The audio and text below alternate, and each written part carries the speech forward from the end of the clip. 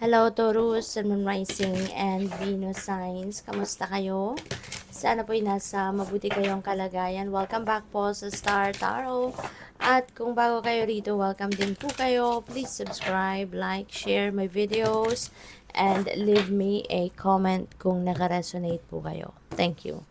So, first message ni Taurus, we have Eagle Spirit. Spirit has your back. Napakaganda, paunang mensahe pa lang sa inyo, nagsasabi na parang meron ng assurance sa inyo na huwag kang mag-alala, Taurus. I've got your back. No? Yan ang sinasabi sa inyo ng Spirit, ng Divine Universe. Kaya, parang mensahe niya sa iyo dito na you have nothing to fear, you have nothing to worry about. No, ano man ang opportunity na dumating sa iyo, mahirap man ito para sa iyo or challenging man ito para sa iyo, just go for it. Seize every moment, no, na merong kang binibigay na pagkakataon sa iyo ng universe kasi nandiyan siya para sa iyo, no? You've got spirits back. Poprotektahan ka, gagabayan ka, 'di ba? Tutulungan ka. Okay? So, what else? We have Vulture Spirit. Nothing is wasted. This is a reminder para sa iyo na lahat, no, lahat ng nangyayari sa buhay natin, lahat yan mahalaga. Lahat ng mga, kung ano man, no, ang nai-encounter natin sa buhay natin, lahat yan may purpose. Lahat ng nangyayari sa buhay natin ay mahalaga, may purpose, may dahilan. Walang nasasayang. You know, even if may mga sitwasyon na minsan nasasabi nating ano ba naman ito? 'Di ba? Bakit naman kasi sayang lang ng oras ko or sayang ng kung ano.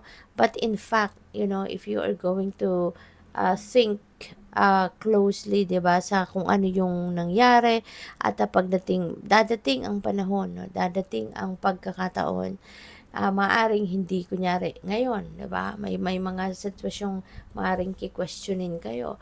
But maaring hindi mo mahanapan ng rason sa ngayon, but there is going to be a point wherein maiintindihan mo. At saka mo lang maiisip na, kaya pala nangyari yun. Kasi ganito, ganyan. 'Di ba? Kasi may mga pangyayari sa buhay natin na hindi natin maintindihan sa ngayon, no? Maaring may mga mangyayari ngayon na tatanong ka sa sarili mo, tatanungin mo ang universe, bakit ngayon? No? Bakit ito nangyayari? Bakit ngayon? 'Di ba? Para ano? Yung gano'n, yung parang hindi mo mahanap or hindi mo makita yung relevance ng pangyayaring yun sa mga nangyayari sa buhay mo, sa mga ibang nangyayari sa buhay mo, 'di ba? But don't worry, hindi yan sayang. Hindi masasayang ang oras mo diyan. Hindi masasayang ang panahon mo diyan. Hindi masasayang ang kung anumang material na bagay or material na acquisition mo or possession mo. One day, you will see the divine will show you why it happened. No? Kaya, walang sayang. Walang sayang sa mga ano natin. Walang sayang sa mga nangyayari sa buhay natin. 'Di ba?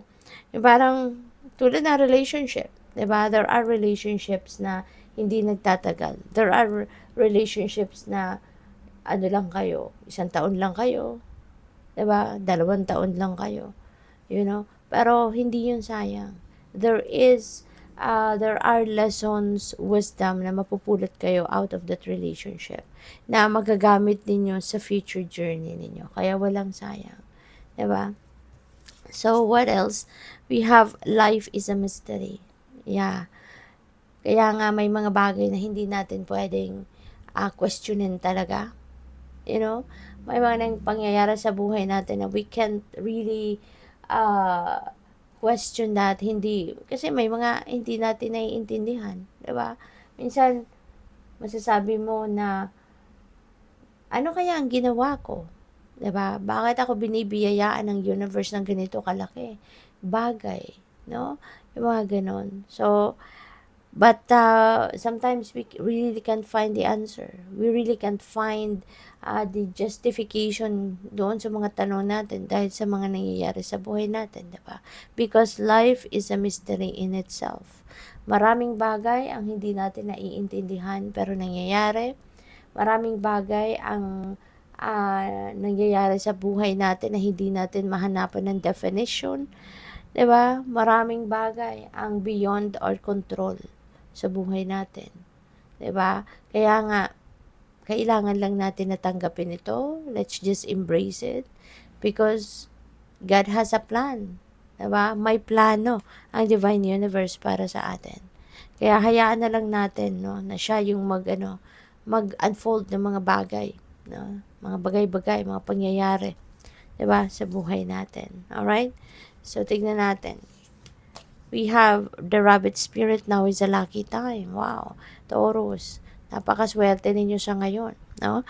Yung swerte na to, si rabbit, no? Abundance, prosperity, sa pera, 'di ba? Magiging maluwag kayo sa pera, magkakaroon kayo ng financial abundance, financial prosperity, 'di ba?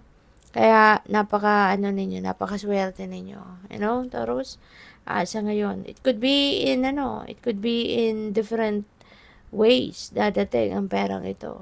It could be from different sources, no? So what else? We have outer spirit, you are never alone. No? Lagi mong tatandaan yan, hindi ka nag-iisa. Okay?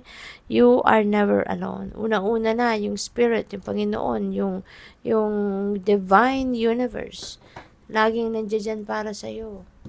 Diba? Laging nakaagapay sa'yo, nakabantay sa'yo, nakatingin sa'yo. Diba? Hindi ka nag-iisa. Don't ever think na you are alone. Kasi sa spirit realm, lagi kang may kasangga.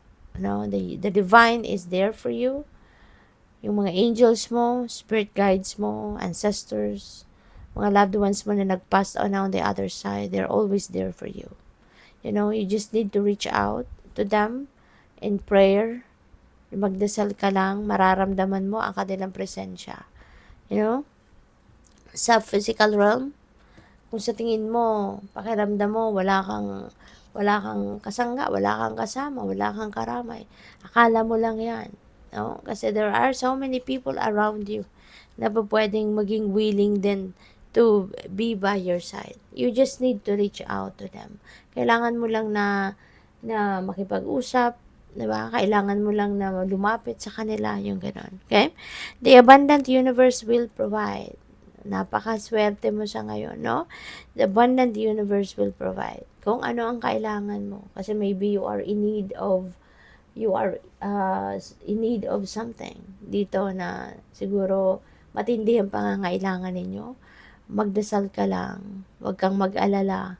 Magdasal ka, project positive energy because the abundant universe will provide. No?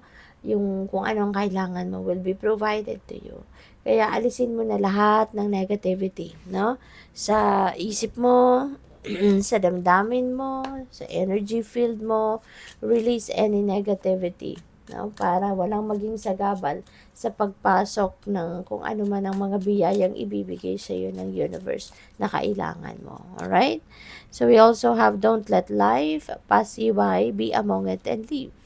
Huwag mong hayaan daw, no, na lumipas lang ang mga araw, lumipas lang ang mga panahon na hindi mo to nararamdaman man lang, na hindi mo man lang na-enjoy, 'di ba? Kasi nangyayari ang mga ganyan kapag tayo ay masyadong focus sa nakaraan, tayo masyadong focus sa future, 'di ba? When we don't even know what's coming towards us. Diba? So in other words, just be in the here and now. So we have your inner strength can and will move mountains. Okay? Kapag matibay ang loob mo, matatag ka, malakas ang loob mo, yung gano'n, ano? Walang kahit anumang problema ang makakatibag sa'yo. Walang kahit anumang challenging situation ang pwedeng makaano sa'yo. Tawag dito? Makasira sa'yo. You know? So, good luck po. Thank you for watching. Love and light. Namaste.